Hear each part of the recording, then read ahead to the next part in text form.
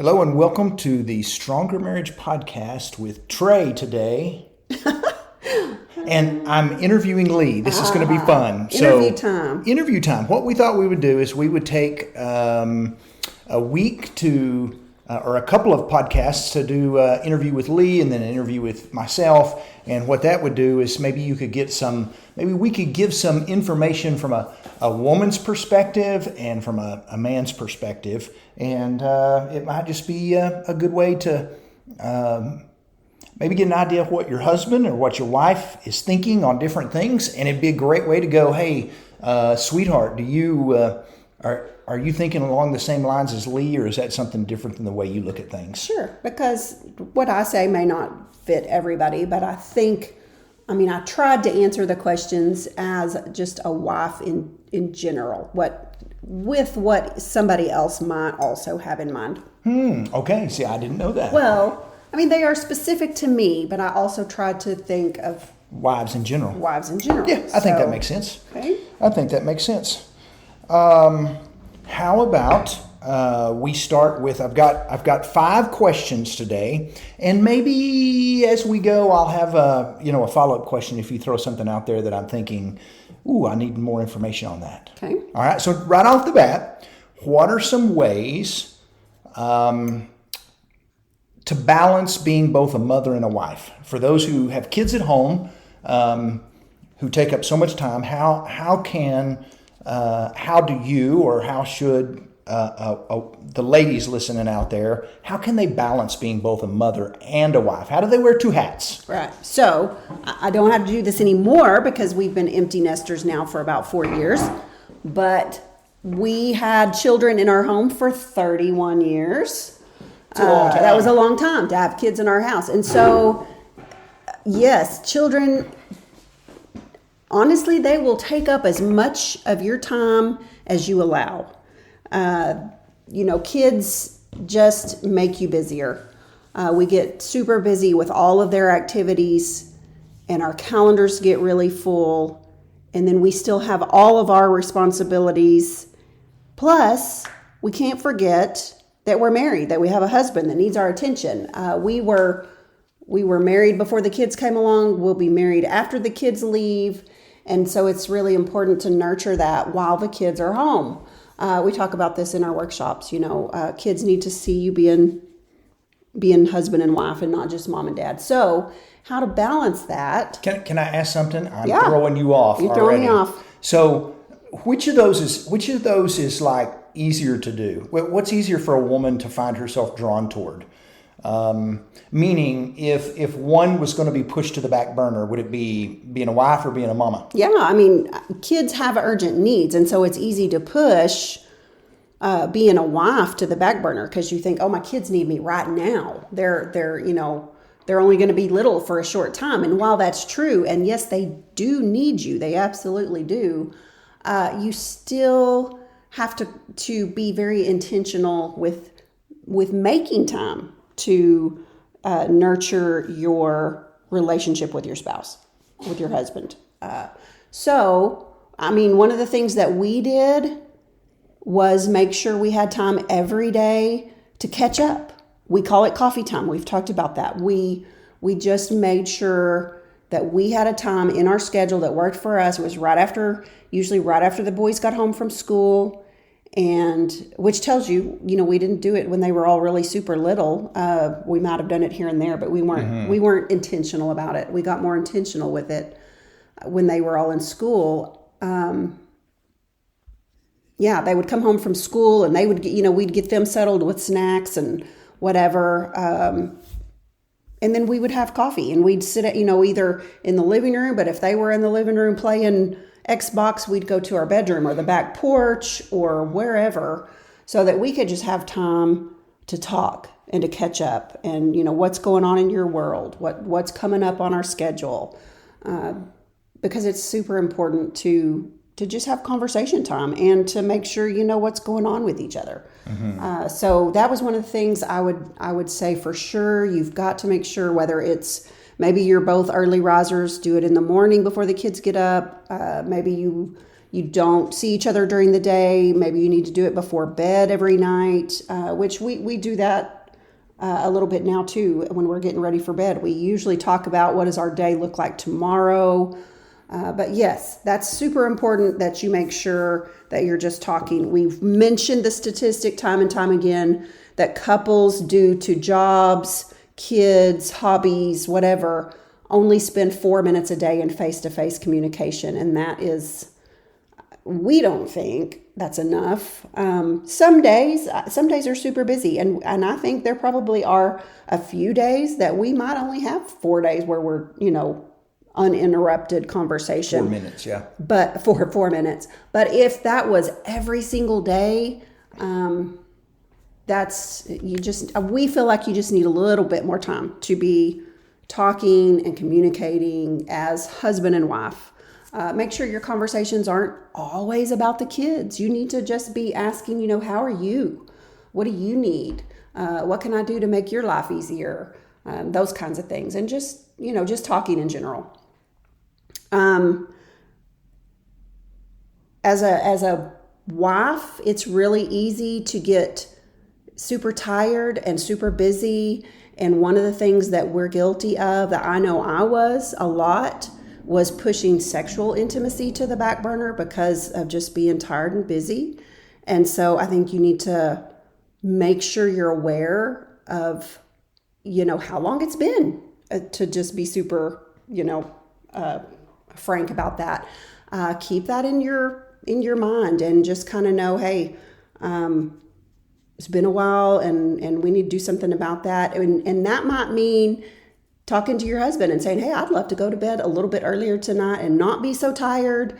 Do you think you could help me with supper and dishes and the bath time, bedtime routine and all of those things, so that packing the lunches. Yeah. All of the things that have to be done before the next day, so that you can get in bed and not be super tired. So there's just things like that as a wife and a mother, you've got to be really intentional about. Make sure you have time to go on dates and getaways. And sometimes that just seems impossible when you have kids that are super busy or small and you don't, but figure out a way and a time to have time, just the two of you, because you got to remember, put your wife hat on every once in a while and not just your mama hat. Yeah, I think we oftentimes talk in the workshop that it's easy, if we're not careful, to neglect our marriage while we're raising our kids.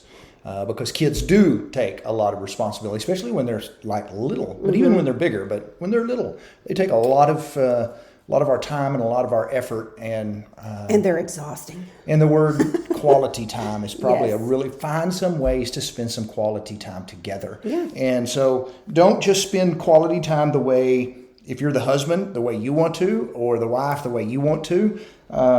Make sure you're talking to your spouse going, hey, we've got an evening. Let's get these kids down bed a little bit early tonight. And what do we want to do together? Do we want to play a game? Do we want to, whatever it is, and something along those lines. So that's a good way. That's a good way to balance being both a mother and a wife. I would think, just throwing it out there, that it would be a great thing to ask your spouse, your husband, ladies, if you are listening to this, to go, how am I doing on balancing that? Mm-hmm. Is there, what could I do better to balance that? And how could you help me balance that better? Yes. And so it would be as if I'm going to ask you if you're going to ask me what you could do better, then maybe I can ask, okay, how can I help with some of those things? Whether it's helping pack kids' lunches or breakfast or whatever it is. Yeah. Perfect. Makes sense. Perfect. All right. So you've been married for 36 years. So obviously you have some experience from marriage. So what are, I would say, 3 things that you've learned from marriage over the past 36 years? 3 things that you've learned. I was going to say you hope everybody else learns, but this may not be something. It may not apply to everybody, exactly. but one thing that I've learned, I don't always do a good job at it. It's a daily struggle, but I have learned that I need to keep my mouth shut sometimes. You're saying you talk too much? No. Okay. That I'm saying that there are just some things that I don't have to say out loud. you know? We say that all the time. We don't have to say everything we're thinking. Your spouse doesn't need you to criticize, to nag, to nitpick, to whatever. Every little thing.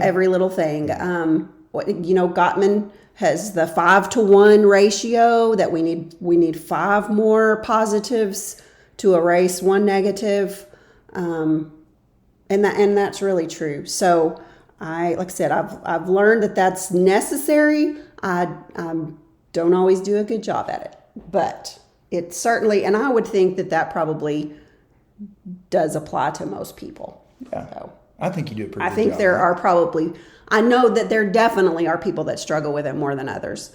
But yes, I don't have to say everything I'm thinking. Mm-hmm. So, which kind of leads into the next one maybe that I've learned is don't bring up the past. This code kind of goes with being a good forgiver. Don't hold grudges. There's no place for grudges in marriage. If you forgive your spouse for something, whether it's a big thing or a petty thing, if they do it again 2 months or 2 years down the road, don't say, oh, but remember, whatever. Don't bring up the past. The past is in the past. You've forgiven. If it was a huge thing, then sure, that's going to take some working through, whatever. Forgiveness, on some big issue, forgiveness can come quick, but yes. Sometimes rebuilding trust or sometimes there's still some consequences for things that are big things. Yes. But you can still forgive quickly. But you can forgive, and you don't have to always bring it back up.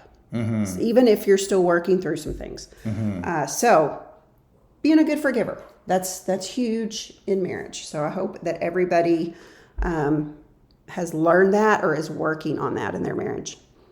And the last thing that I learned in 36 years of marriage is that good marriages don't happen by accident. They do take work. We kind of get the idea in this day and age that, well, if it's not working well, if we're having too many problems, then we just married the wrong person. And that's pooey. That's not true. Yeah, pooey. Can you say that? Pooey. We may need to put a rating on this episode. Right. But yeah, marriages take work. It's just not going to ever come easy. Even if you married somebody that you have similar interests and you think alike and like to do the same things, you still have to work at it every single day. Can I throw a quick question at you? What are 2 or 3 things that we've done off the top of your head that have been work to make our marriage good? We went to workshops. Is that where you're getting at? Yeah. I mean that's what I was thinking of too. We always, if there was a marriage retreat, a marriage workshop, a family conference, any kind of thing like that was drivable. I mean, we drove 3 and 4 hours and made a weekend out of some of it a lot of times, and we would go to those, and it's kind of like continuing education. You never quit learning what you can improve on. So we did a lot of that. At one of those workshops, it was recommended that we be reading a marriage book at least once a year. We did pretty well with that. We would, we just kind of kept positive reminders in front of us of just different ways that we could be working on ourselves and growing and, getting better at feeding our marriage. I think that's good. Number 3, I was excited about this question. What are some things your husband does that make you feel loved? So I'm not looking for you just to brag on me, but what are some ways that, if somebody said, how does Trey show you love, or how do you feel love? What are some things, just so maybe some husbands out there listening can go, I can do that. Right. So I think this one is probably going to be different for every wife. For me, it's things like when you fill my car up with gas, you keep my car, you take my car to the car wash when it's dirty.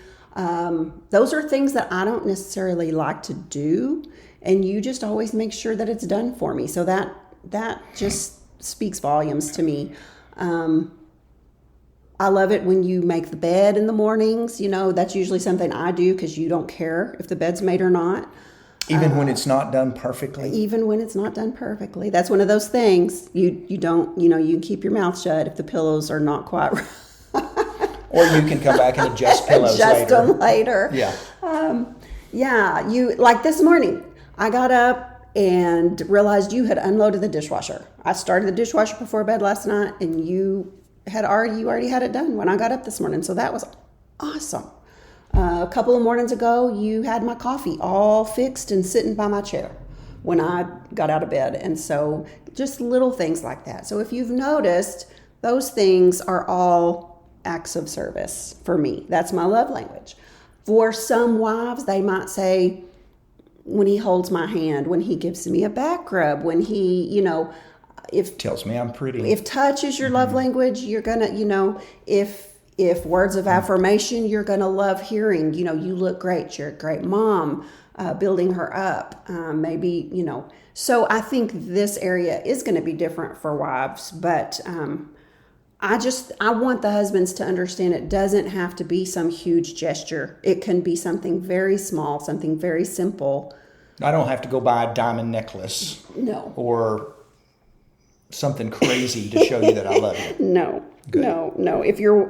Sorry, husbands, if your wife's love language is gift giving, then yeah, she might really like the diamond necklace. Yeah, but she'd probably also be just as happy if you brought home her favorite candy bar or delivered her favorite drink to her workplace, whatever. But good point. Those are just a lot of little suggestions, things that make a wife feel loved. Yeah. All right, number 4, what would be your dream trip or dream vacation? You like trips. You mentioned you like trips. And you like to travel. Well, we are blessed. We did not do a ton of traveling when we were raising kids. And now doing what we're doing with traveling for workshops, we're getting to travel. I never really thought that we would do as much traveling as we do. So we get to take a lot of trips and go some really neat places. Because I've been mentioning it the last year or so, that I really want to do a Mediterranean cruise. So this is you're really serious about this. I'm really serious about this. So that's probably bucket list item. And especially we did just get to take a trip to Europe, and we went to 3 countries while we were there. We spent a little bit of time in England. We spent a few days in Albania, and we spent a couple of days in Italy. And so that just kind of was like, okay, for sure, I want to come, do the Mediterranean cruise. I just think how cool to wake up every morning in a different place.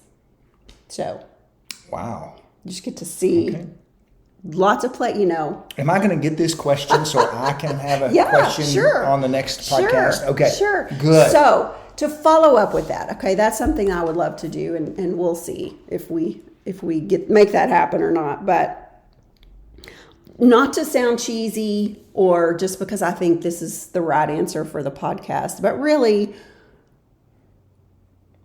any trip that we get to just really reconnect and have fun is a dream trip. Mm-hmm. If you want to put it that way. We've gone some places that weren't necessarily what you would consider an exotic or romantic location, or even, where people would want to travel. But we've taken some trips to some pretty common places, and we'll look back at pictures of a trip and go, that was a fun trip, and it might have just been because we really needed to get away at the time. And, that we just had a lot of time to talk and catch up and maybe do something fun. And, so that, not to sound cheesy, I think that's right. I think that your dream vacation can be anywhere you make it. Yep, I think you're right. All right, last question. If you were to give the husbands out there a couple of tips on how to love their wives, what would that be? Or how to be a good husband? What would your tips to husbands be today? So my number 1 tip would be to listen. Listen to her. What was that? Listen. Yeah. Oh, you could see I fell right into that. Sorry. Fell right into that, didn't I? I do. I do. I get frustrated because I feel like sometimes you're not listening or you didn't hear me. If I have to repeat something or if I say, oh, I told you that, I know I told you that, and you don't remember that I told you. I know it. And I'm not going to make excuses because I'm working on it. But I also, as I have gotten older, my hearing is really getting I do worse. know. And I do know that. And I do know that. Too much classic rock in the 80s with my Sony Walkman going full blast. Right. And I'm paying the price now. Yes. But seriously, if your wife's talking, give her your full attention. Don't look at your phone. If you really didn't hear her, tell her, say that again. I'm sorry, I wasn't focused or whatever. Just make sure you're hearing her. Listen to her. If you are really listening to her, she's probably going to tell you what she needs or what she wants, and you'll pick up on that if you're really listening. We say all the time, wives don't drop hints, and it's not necessarily a hint if you're just listening, if you're really truly listening. So that would be one. Another one, be a good listener. Be a good listener. Another one would be to see her. I think that women just want to be seen for all they do. We do a lot around the house. We do, a lot of women work outside the home and take care of the home and the kids. Maybe they volunteer and do some really good volunteer work. And I think that they just want to be seen and appreciated for all that they do. And so see her and appreciate her. That's good. All of those are fantastic. And I think husbands listening probably can go, I bet I could do that. And I think anytime, every wife's going to be a little bit different, but generally speaking, most wives kind of like the same thing. And I'm going to take a wild guess that, maybe a good question to ask your wife, if your husband listening, is what is a dream vacation or a dream trip? Mm-hmm. And just because she says something like a Mediterranean cruise doesn't mean you have to do that in the next 2 weeks. Or, right. it may be a couple of years before we save up enough to pull something like that off. But you can at least start doing some, maybe just it would make great conversation to ask. So research it. Yeah. So what are you thinking? Where are we going to stop? See how much it's going to cost. Figure out how to make it happen. You might have to say, okay, give me a plan B dream vacation that's not quite, that doesn't require as much money or time or whatever, because that will require a significant amount of Sure. You may not be able to pull that off, but maybe you could pull off a couple of days or maybe an overnight trip or something. Yes. Thank you. You did well on that. Did that make you nervous that I was going to ask you anything tough? No. Really? I should have had better questions. Sorry. So interview, next time, couple of weeks. We'll interview you, and you can give some pointers from a man's point of view. There you go. So coming up on workshops, we have Durant, Oklahoma this weekend. Mm-hmm. That is the 18th and 19th of October. And then Gatesville, that registration is open. Gatesville, Texas, that's down by Waco. Mm-hmm. Fly into Waco and spend some time over at all the fun Waco places like the Silos. They've got a lot of cool stuff. And then drive over to Gatesville, which is not far away, for Friday night and Saturday in Gatesville, Texas. Lubbock, Texas, that's going to be a big workshop. That will take place at the Sunset Church in their Family Life Center. That will be November the 23rd. It will open on registration October 21st. Mm-hmm, and then Jonesboro, Arkansas, that will also be a big one. We've had a lot of people reach out to us. That registration opens November 4th. Check all of our schedule and upcoming events. All the 2005 events are available. They are on our webpage, treyandlee.com, which includes an Alaskan cruise next summer. That's right. That's one of those you might have to start planning for ahead of time. Maybe that's somebody's dream vacation is a cruise, an Alaskan cruise. I would love that. Yeah. So that's my kind of thing. Right. Jackets, cool weather, stuff. It'll be fun. Well done. We'll see y'all in a couple of weeks. Thank you for joining us.